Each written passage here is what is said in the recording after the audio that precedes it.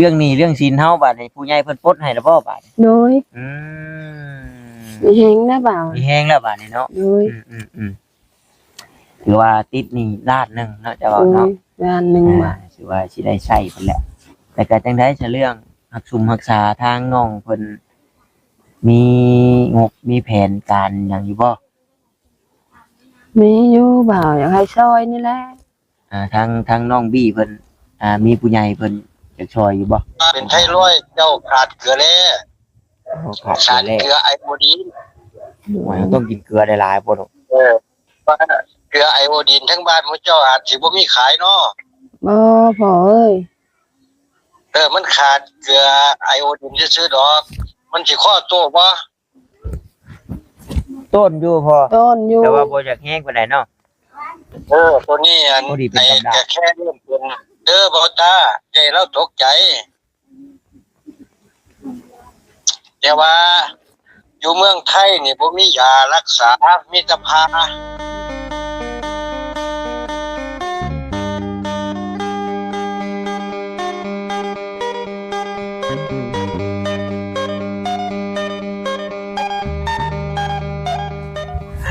พากันนั่งสู่สลอยอยู่เอาสบายดีเด้อ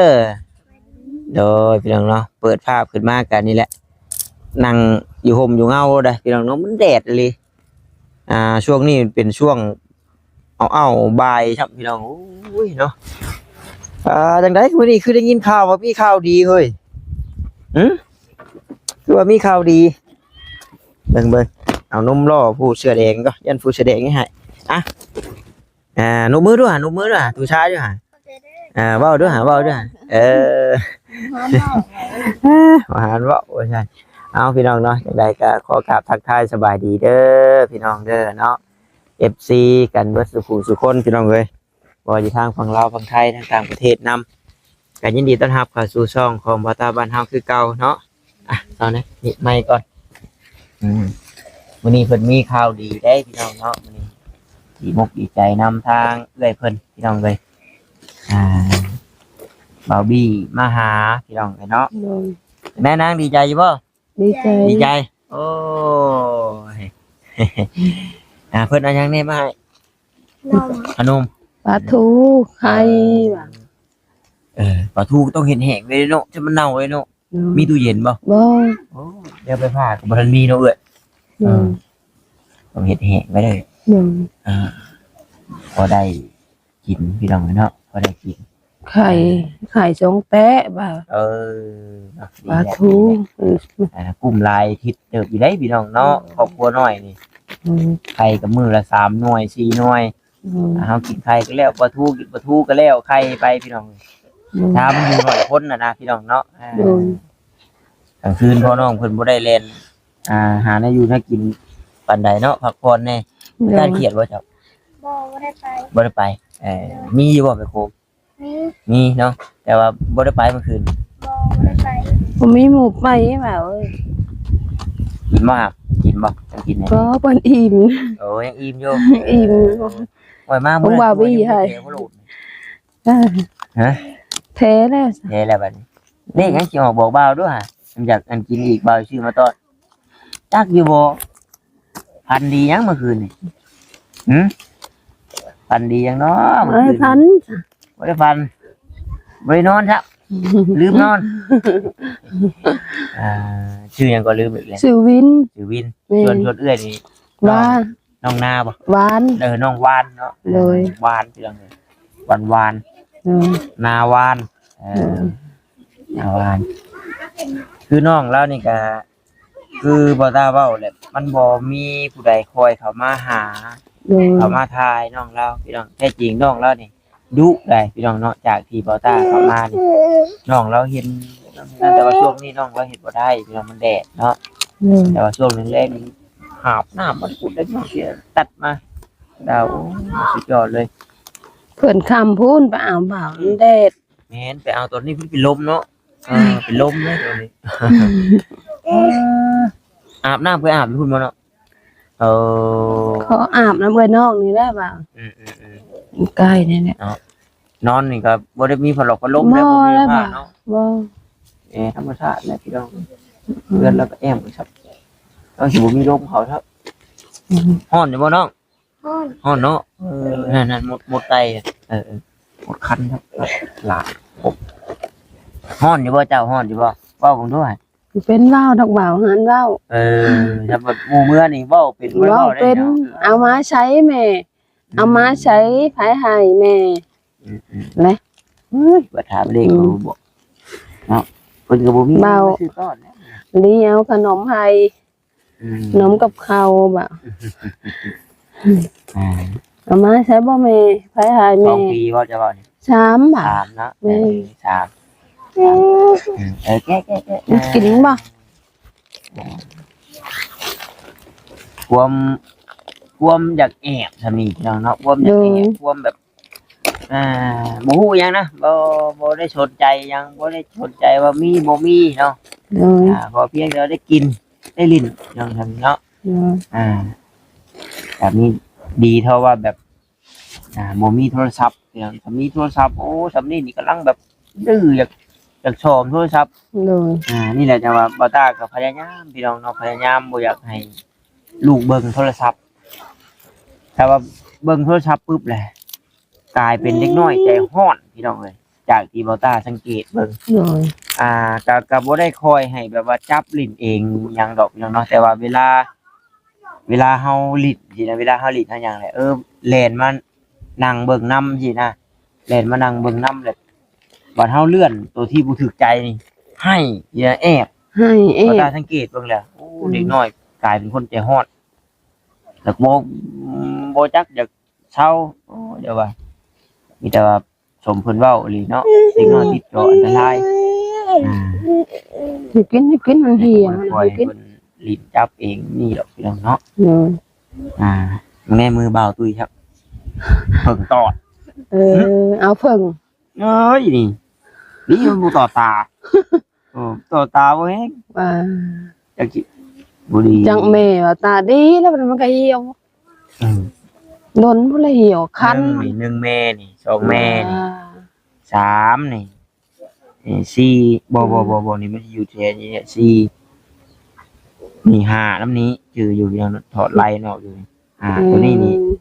หนึ่ง ได้บ่ได้กินบ่น้ำ ได้กินอยู่สองสามเบื้องนี้สามเบื้องนี้ห่วยปลายอยู่เนี่ยเบื้องเคยได้เบื้องเนาะจกเอาบ่ได้เอายังอูดได้ ว่า แล้วจกเอาบุคันครบแล้วมาโอ้ยว่าบุคันครบวงทางแล้วที่ไหนลูก บุคันก็จะมาที่ใส่เนาะนั่ง มานี่แหละบ่ นั่งกลางก็มีใส่ก็มีปิวมามันเหาะมาอากาศเบิ่งจังได๋เอ้ยแนทเรื่องนี้เรื่องศีลเฮาบาดนี้ผู้ใหญ่เพิ่นปลดให้แล้วบ่บาด โดยมีแฮงนะบ่าว มีแห้งแล้วบาดนี้เนาะ โดย ถือว่าติดนี่ล้านหนึงเนาะจะว่าเนาะ งานหนึงบ่า ถือว่าสิได้ใช้เพิ่นแหละแต่ก็จังได๋จะเรื่องรักษาทางน้องเพิ่นมีงบมีแผนการหยังอยู่บ่ มีอยู่บ่าวอยากให้ซอยนี่แหละ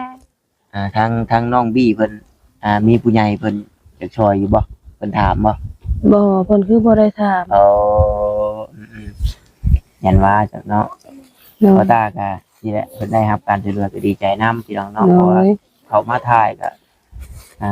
จังไดเนาะทางบ่ตาก็บ่มีพี่น้องก็เลยอยากแนะนำทางทีมงานแนะนำทางเขาอ้ายเพิ่นพี่น้องเพิ่นก็ถือว่าเติบนึงอยู่แหละพี่น้องเนาะบ่ได้ปั้นบ่ได้แต่งบ่ได้แบบหยังได้พี่น้องธรรมชาติแต่เพิ่นอยู่นี่ก็แบบนี้อยู่ได้พี่น้องเนาะก็ถือว่าเติบนึงอยู่จากที่ชาวบ้านเพิ่นก็เว้าอยู่พี่น้องเอ้ยเจ็ดบาดนี้ระวังให้ระวังเข้าหูให้เลยเบิ่งนี่หลายก็แล้วหรือไปนั่งลิ้นน้ำหมูก่อนก็ได้ไปพุ่นบ่มีอันหมดหลายไป ไปหนึ่ง นั่ง ใน ลิ้น หมู่ น้ำหมู บ้าน ไปยันหมดเข้าหูนี่ไตยังไงอุ้ยเบาแบบครบ2ตัวเลยนี่ หลายเลยได้บ่าว ครบง่วงสร้างนี่พอแห้งแหละสิได้รีบไปหาจกออกจังได๋คนไปลิ้นก่อนก็ได้เนาะเสียงเนาะว่ามันมัดตัดไปแล้วผมมันฮ้อนเด้อากาศฮ้อนที่อุ้ยอันตรายนอนเจาะเบิ่งน้ำก่อน นอนมาเอ้ยนอนเอาเลี้ยแล้ว แล้วก็มี ทางพ่อเพิ่นพี่น้องเนาะเพิ่นก็อยากคุยนํอยู่แต่ว่าเราก็เป็นหมอหักไม้นี่แหละ โดย เพิ่นสิเปิดออนอยู่บ่พี่น้องเนาะเบิ่งเดี๋ยวสิลองโทรให้แต่ว่าสาวแนทเรามีข่าวดีแล้ววันนี้เนาะมีทางผู้หลักผู้ใหญ่เพิ่นใจดีใจบุญเนาะเพิ่นปลดหนี้ให้พี่น้องเนาะเบิ่งเดี๋ยวจะเอาเพิ่นรับให้เจ้าเว้านำเพิ่นจักลองโทรมันได้บ่อยากมีสัญญาณดังเงินสาวแนท มันบ่มีบ่มันละแพงใหญ่หลายจังหยัง แต่ก็เรื่องปัวน้องน้อยนี่เนาะแล้วก็ว่าอันนี้อยู่ล่ะน้องน้อยนี่ล่ะเรื่องนั้นเลือดบ่หยุดนี่แหละพี่น้อง โดยเราเกี่ยวกับมดลูกบ่ เกี่ยวกับมดลูก เอ้ย แท้จริงแล้วอ่อนได้แต่ว่าสัญญาณนี่บ่แห้งจริง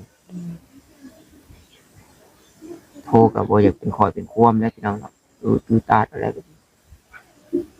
เพราะว่าเราโทรมาเมื่อเราว่าถ้าเข้าไปหาเพิ่นแหละพออยากล้มพออยากอธิบายแล้วพังอยู่เพิ่นเป็นหมอหักไม้ โดย เพิ่นเป็นหมอหักไม้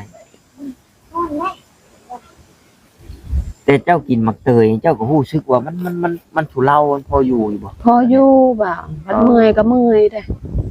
น้ำน้ำลูกก็เมื่อยเขาก็มาเขาก็ทิ่มเช้าเมื่อยแล้วหิวน้ำขึ้นบ่าเมื่อยหักไปหาพื้นอยู่ใช้โลแกตลมตะลำน้ำเปลี่ยนเดียวลูกเนี่ยเองแน่บ่าเอ้ย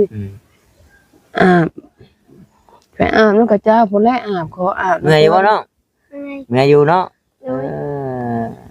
แท้จริงนี่จำคนอยู่บอนสนุกสบายนี่เป็นเพศเป็นชาวเลยนะ แม่น จักปีก็ 10 ปีเริ่มแล้วจำนี่ฮะพี่น้องเนาะแต่ว่าน้องเราลำบากพี่น้องเนาะ ถูกลำบากว่าเอ้ยน้ำน้ำในมีน้ำอาบไปขออาบน้องน้องนี่แหละว่าน้ำค่ะน้ำอาบ มันไก่พี่น้องเนาะไก่ลำบาก ฝนตกอ่ะกินน้ำฝนกินน้ำน้องสะนี่แหละบ่าวเอ้ย น้ำต้มน้ำยังไปนะได้ฉันอันตรายได้กินน้ำดิบพวกมือนี่มันบ่คือแต่ข้าวตะกี้นะข้าวตะกี้มันบ่มีเคมี โดย พวกมือนี่ให้หน้าตาต้มเฮาก็ใส่ปุ๋ยฉีดยาโน่นนี่นั่นแหละมันก็ไหลไปตามห้วยห้องคลองบึงนั่นแหละพี่น้องเนาะสัญญาณมันบ่แห้งโหยทางนี้สัญญาณมันบ่มีแต่ว่าเขามาหาเพิ่นอยู่มื้อนี้แล้วโทรกลับอยู่ได้น่ะแล้วโทรกลับอยู่นั่น แต่ห้ามบ่ได้ มันบ่ออก มันบ่อย่างแห้งว่ามันง่วงลนลมแห้ง มันก็เป็นบางจังหวะสัญญาณมันขาดหายโมเมนต์นั้นดอกพี่น้องเนาะแต่ว่าเพิ่นมีวิธีรักษาดีกับเศร้าก็ ดีใจพี่น้องเลย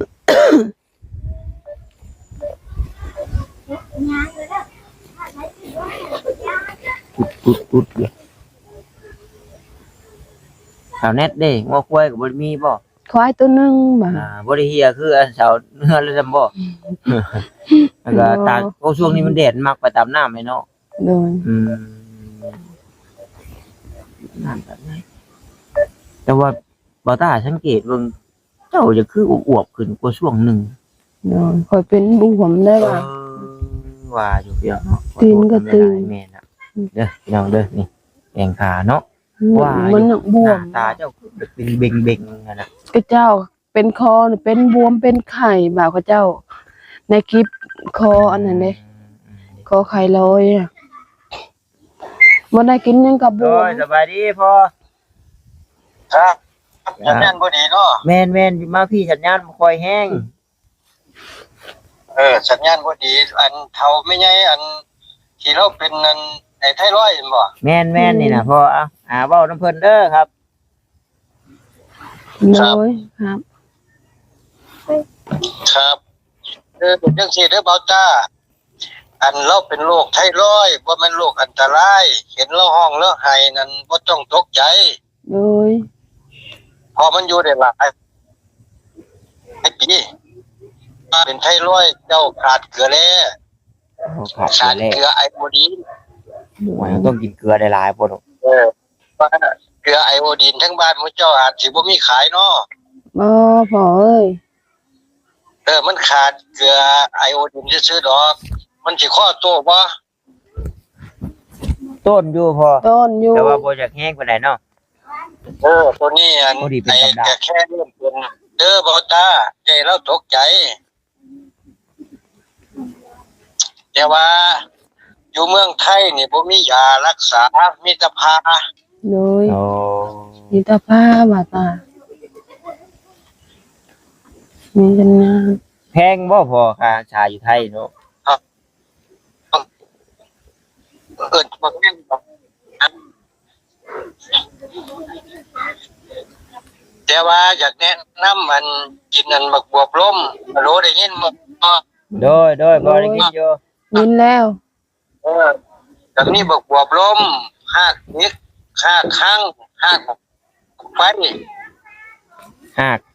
ากจิกหากหังหากหมักไฟบ่พอ มีกันนะว่าอย่างนี้อ่ะตาเอ้ย มันสัญญาณบ่แห้งพี่น้อง จังห้าอีหยังนี่ กันบ้าง เบิ่งเดี๋ยวลูกขออนุญาตมอดกล้องก่อนเด้อยันว่ามันจังแห้งทีนะเรือบ่เกี่ยวกัน มันบ่เกี่ยวเลยบาตา เนาะ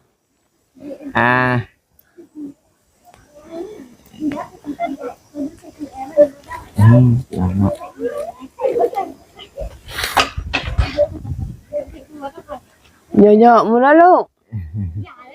เก่งนี้ได้ จังความดี ไปเฮ็ดเอื้อยไหมลูกห ให้เราส่งคลิปเสียงมากกันนะ ำ โดยพอสัญญาณบ่แห้งมีแต่ว่ารายละเอียดขออนุญาตให้พอส่งคลิปเสียงมาก็ได้เด้อว่ามีหยังแน่ที่นะลูกพังบ่ถนัด